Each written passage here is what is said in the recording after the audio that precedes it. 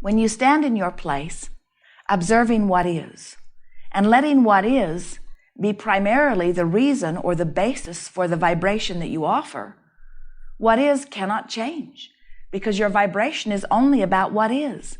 And law of attraction says that which is likened to itself is drawn. So if you stand in an awareness that you don't have enough money, and you talk about it and you feel around it, and you perpetuate a continuing vibration of not enough money, even though you're asking for more, and even though you may be offering action which should accommodate more, more cannot come because it is vibrationally different from the vibration that you are usually offering. And so an attitude of satisfaction about what is, an attitude of making the best of what is, while you are eagerly anticipating an evolution of what is, that's the perfect vibrational stance. Optimism brings you so much, and pessimism keeps it from coming. Eagerness brings you so much, and disappointment keeps it from coming. Happy anticipation brings you so much, discouragement keeps it from coming. Joy and love and appreciation brings you so much, while anger and depression and fear keep it from coming. Now, those emotions don't actually keep it from coming. They are just indicators that while you feel that way, it's not coming. In other words, your emotions are your indicator of what you are doing with your vibrational mix. So the happier you are, the more you are allowing who you really are and what you really want to come. The more unhappy you are, the more you are resisting it. The art of allowing is deliberately choosing thoughts that feel good with an ear to how the thought feels as it evolves within you. The art of allowing is wanting so much to feel good that whether you are perusing the past or the present or the future, you are deliberately looking for the best feeling thought that you can find. And as you choose the best feeling thought and practice it until it becomes a sort of natural feeling within you, then more and more of that which you want flows to you. There is not a source of illness, and there is not a source of poverty, and there is not a source of darkness. You understand that there is a source that can be muted or resisted or disallowed. And that's how it is with well-being. Well-being is natural to you. Comparatively speaking, proportionately speaking, well-being is so huge, and the lack of it is so small. How does lack of well-being get such a foothold in anyone's experience? And we say it all has to do with the vibrational airtime you give it. In other words, the more you look for reasons to feel good, the more you find the vibration of that. And the more you find the vibration of that, the more of law of attraction brings you other things that match it.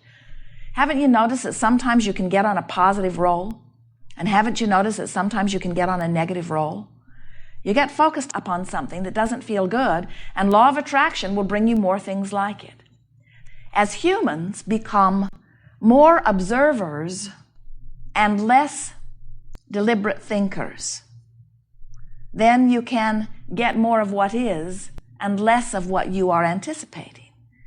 In other words, most people offer a tremendous amount of their vibrational outpouring in response to what they are observing. And that's why you want so much to control the circumstances around you, because when you look at circumstances that make you feel good, it feels good.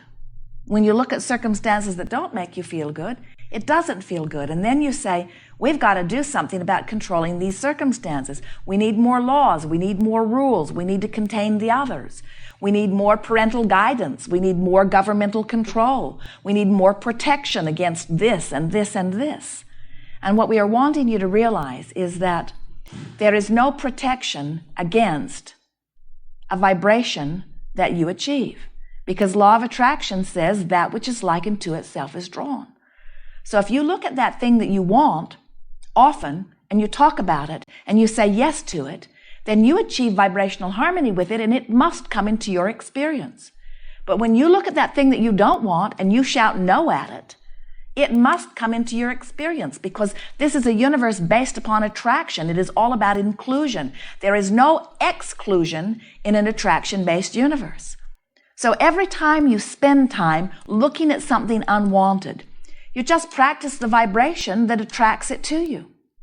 That's why diseases get worse after diagnosis, usually for a while, until somebody convinces you that there is a remedy that you can focus upon. Our encouragement to you is that you make a decision today and practice it every day from now on that says, I am one who makes the best of every situation. Because when you are making the best of something, no matter how bad it is, it's got to get better. And as it gets a little better and you still make the best of it, it's got to get better. And as it's still not very good, but you're making the best of it, it's got to get better. Sometimes you catch yourself deliberately making the worst of something, exaggerating your problem. And we know where you got that. When you were little, you had to plead a pretty needy case to your parents who appeared to be the vortex through which all your well-being came. And when you said, I really want something, their answer was often, but you don't need that. You don't need that. And so you developed very carefully, deliberately calculated patterns of expressing need to those that you believed were the givers of the goods. I need it. See how I'm suffering without it? And we say, it might have worked a little bit with your parents as you eked out a mediocre, improved life.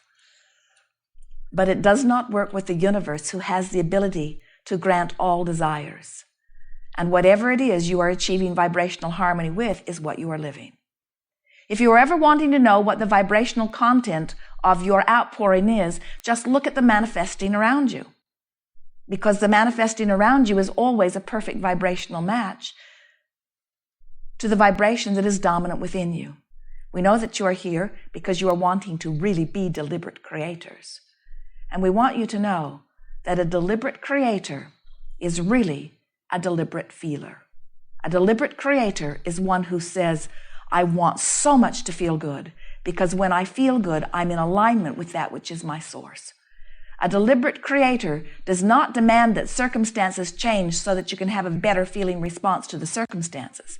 A deliberate creator says, I will choose from what seems to be available the best feeling thought, past, present, or future that I can find, and I will fixate on it until it becomes the reason for my vibrational offering. And I know that law of attraction will then accumulate around that vibrational offering. And then I will reach for the better thought and the better thought and the better thought and the better thought and the better thought. And what you will discover is that there is always a better thought. There is always an even happier thought than the happy thought you're thinking now. There is always even a better feeling. Your capacity to achieve a better feeling is unlimited. Source expands to the desire that is produced within you. So you said, I love the idea of going forth into this physical time-space leading place reality on planet Earth.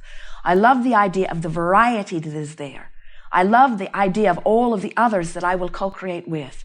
And together, we will, for one another, stimulate new ideas that have never been before into all of the universe. And with each new idea that is born, I know that Source has the resources to flood to my new idea. All I have to do is flow with my new idea too. So the art of allowing is about recognizing the fresh newness of the new idea and as quickly as possible achieving vibrational alignment with the new idea. Deliberate creating at its best. We are eager to talk with you about anything that is important to you. Sometimes you want to talk about your issue. Your issue is mostly about what is, remember.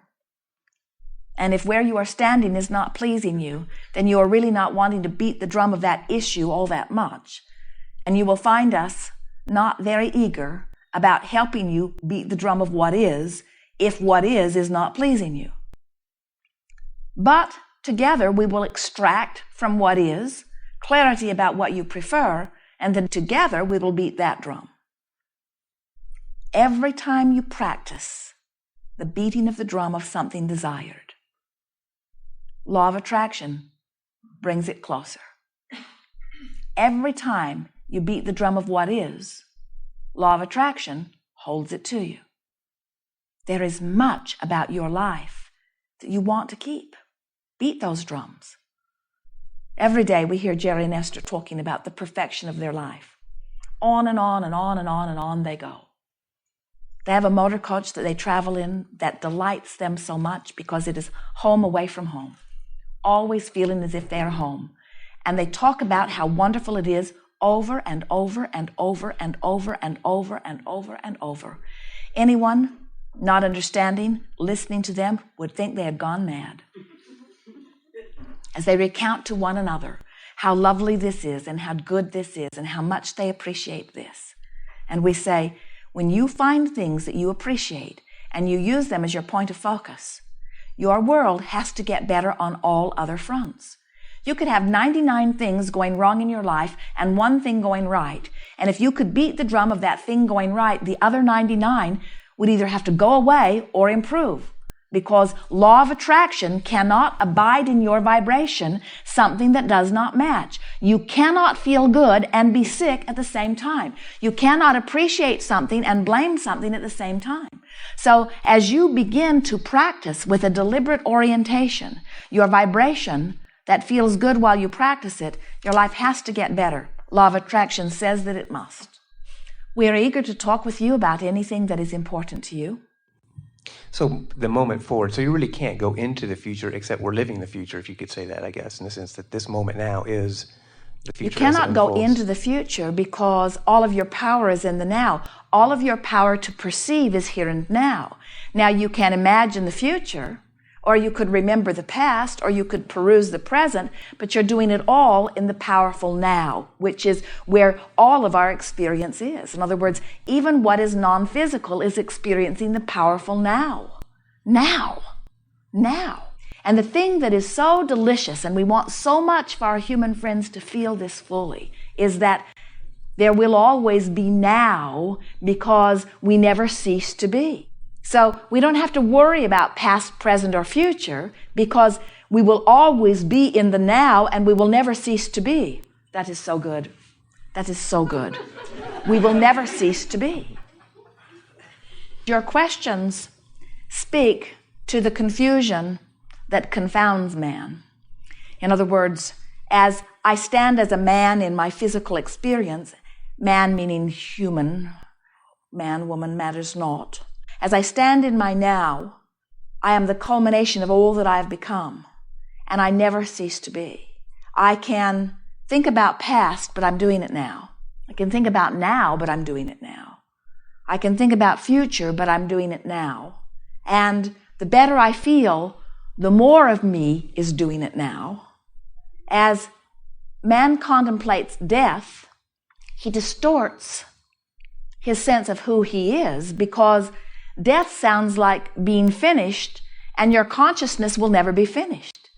You are going to be so delighted when you die to discover that there's not any lapse in self-awareness. There's not a ceasing to be, not for an instant.